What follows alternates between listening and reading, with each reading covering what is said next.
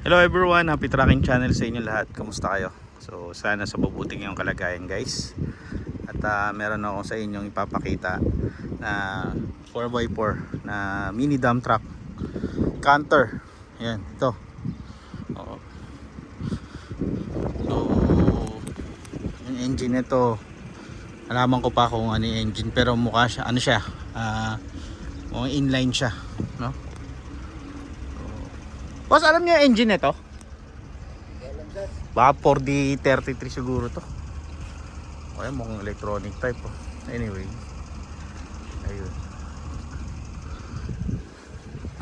ganda. Nakapintura na rin yung ano niya, under chassis, no? Ayan guys, pero 4x4, no? So sa unit na to, makukuha nyo to kay Sambong. Tingin pa tayo sa ito naman, 10-wheeler wing van, semi new pace. Pogi, puti. Ang ganda talaga pag puti. Oh. Ayan. Ito yung kanyang chassis. Ayan. Ganda. Pwede rin, no? Airbag yung likod. Ayan. Ito 6 daw, ano to, inline, no? Oh, inline siya guys. Okay ang engine nito.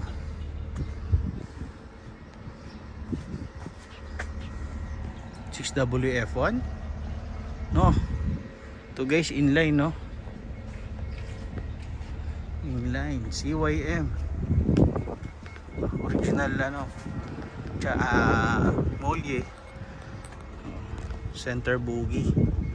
Mukha siya 6WG1 guys, no? Kung 6WG1 to, maganda to. May karga siyang dump truck 10PE na dump truck na bubble top.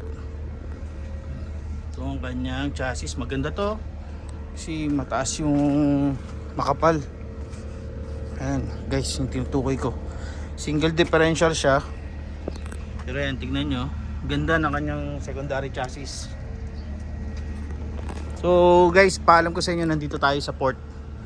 Ayan, lodgement area, sorry. So doon kasi ang port. So dito ang lodgement area.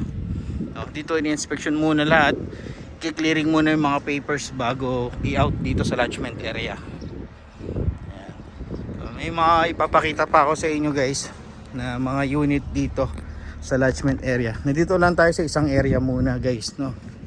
Sa isang dealer. Meron din siya ditong mga mini dump truck 12-wheeler, no? Ito, so hindi ko alam kung kanino to. Anyway, kung ano man yun, ito mini dump truck camel type chassis. 12-wheeler, no? 12-wheeler na flatbed with boom. Ayan. Ganda rin ito. Tapos dito meron din dito 12-wheeler, no? Puso. Ito naman inline dump truck. Inline yan guys, matik to. Ayan. 4HF1 NKR. Ayan, no? Pipe stud. Meron ding self loading. Ayan, self loading inline din. Inline din itong self loading. Ayan. Meron din dito ang tanker na hino. Ayan. So ayan guys, pakita ko pa sa inyo iba. So hanggang dito lang muna tayo.